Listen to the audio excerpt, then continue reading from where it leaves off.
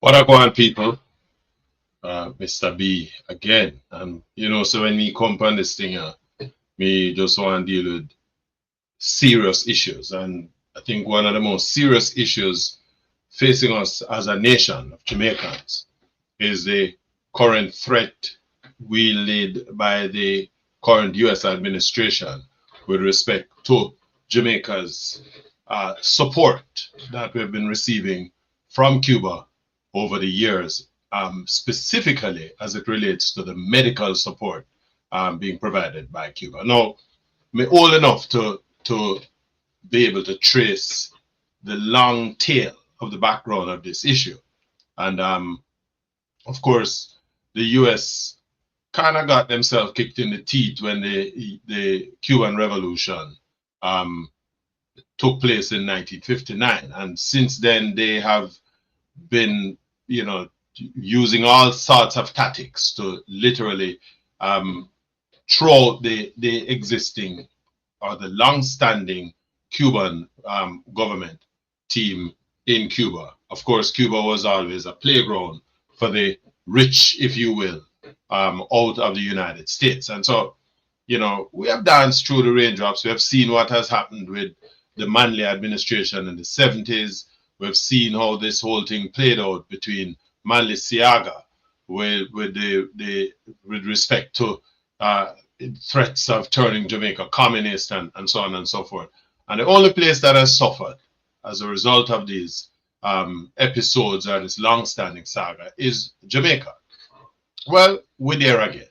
And so, not having anything to do that is substantial here in America, the current president has taken a position to go after the small fish there, people who feel, and that speaks to the character of the individual in terms of the approach. And so, a couple of days ago, the announcement was made that they are basically replacing Cuba on the list of state sponsors of terrorism per the United States. And so once they declare you as a state sponsor of terrorism, it gives them the right to literally come after you with hammer and tongs and everything else, right? And the best way to do that is to look for some weak fence. And the weak fence that is standing in the room is the Caribbean. And so the government here in the United States having made this declaration that puts Cuba back as a state sponsor of terrorism, now uses that platform to essentially threaten the Caribbean states. Now, Jamaica specifically has had a long-standing problem with how we are able to provide healthcare for Jamaicans. And I grew up in Jamaica, born there in the late 1950s, and you have seen over the years how we have squandered the opportunities that we have been blessed with. And so poor leadership, political and otherwise, have led us to this state where we can barely provide healthcare for our nationals in any meaningful way. And so over the years, Cuba has come to the assistance of Jamaica in this regard. In fact, let me go further, because Cuba also built the GC Foster College, which is now largely responsible for the lion's share of the success that Jamaica's track and field program currently enjoys. We also remember too that they gifted Jamaica the Jose Marti Technical School, or the facility which now houses the Jose Marti Technical School. And they've introduced the fish farming program and so on. So there's a long-standing positive relationship that Jamaica has had. When COVID struck, the threat was again raised against Jamaica and the rest of the Caribbean by the United States. And as Maya Motley said in a presentation to her parliament, how this whole situation had been dealt with. But the reality is that the United States is upping the ante. And so the question now is, what is Jamaica going to be doing with respect to this situation? Um, we have the threat, it seems, has been relayed to the members of the Caribbean community. We see where Ralph Gonsalves from the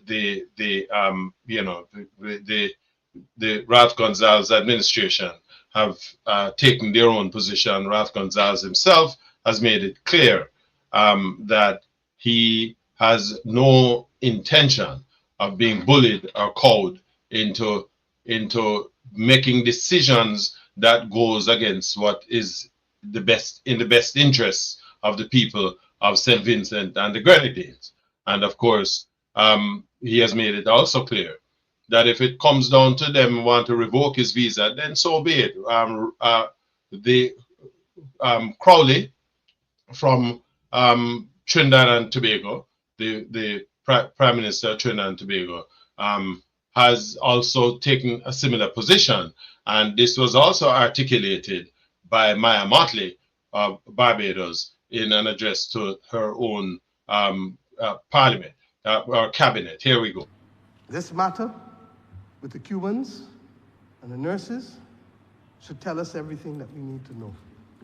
Barbados does not currently have Cuban medical staff or Cuban nurses, but I will be the first to go to the line and to tell you that we could not get through the pandemic without the Cuban nurses and the Cuban doctors. I will also be the first to tell you that we paid them the same thing that we pay Bajans, and that the notion, as was peddled not just by this government in the US, but the previous government, that we were involved in human trafficking by engaging with the Cuban nurses was fully repudiated and rejected by us. Now, I don't believe that we have to shout across the seas, but I am prepared, like others in this region, that if we cannot reach a sensible agreement on this matter, then if the cost of it is the loss of my visa to the US, then so be it. But what matters to us is principles.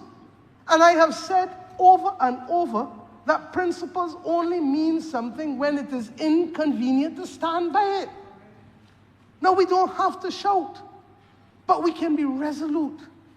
And I therefore look forward to standing with my CARICOM brothers. I wish I could say brothers and sisters, but brothers, to be able to ensure that we explain that what the Cubans have been able to do for us, far from approximating itself to human trafficking, has been to save lives and limbs and sight for many a Caribbean person. Now, of course, that was Prime Minister Maya Motley of Barbados, as she spoke to the Barbados House, with respect to this issue. Now, it's a bullying issue, of course, and so what the whole situation now leaves us to be looking at is, how does Jamaica respond? Now, is it a case where, as Maya Motley says, they are prepared in Barbados to stand with their Caribbean counterparts to ventilate this issue in its entirety? And so, we in Jamaica are on the cusp of dealing with national elections, and in the first instance, one wonders, what is the thinking of the current Prime Minister with respect to this issue?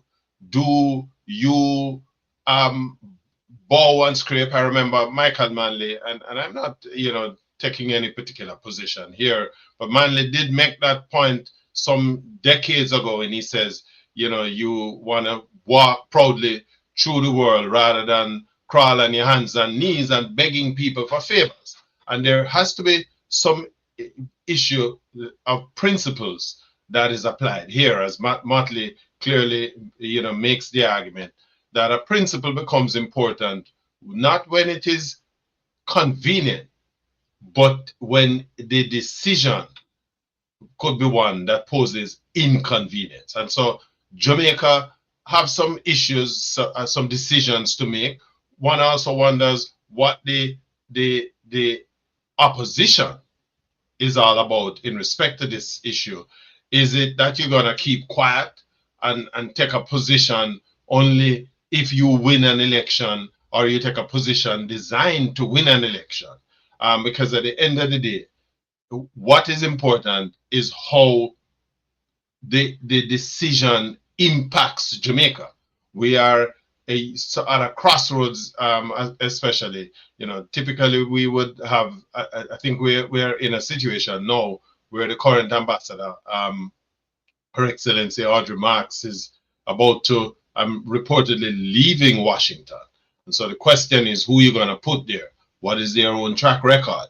Who is able to assist in getting this matter the kind of ventilation that it requires? Remember, this is not just about America politics. It's about the health and welfare of a majority of Jamaicans, in particular Jamaicans in the rural areas who don't have access to proper medical care. Now, keep in mind that as a country, we have squandered our opportunities over decades of providing a better economic landscape for Jamaicans, and by extension, a better social, educational, and healthcare landscape for Jamaicans.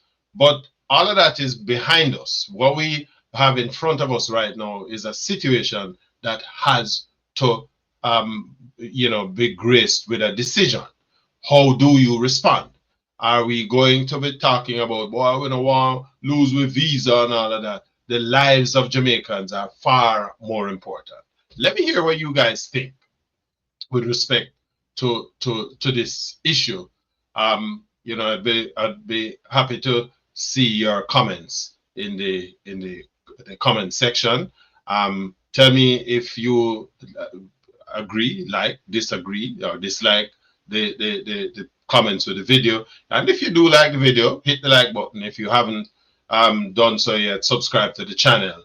But I'll be more than happy to see what your comments are in the comment section. Subscribe to the channel so we can bring you more of this kind of discussion as we go down the road, and especially since we are in an election year. Until we at such time, me, Mr. B, respect.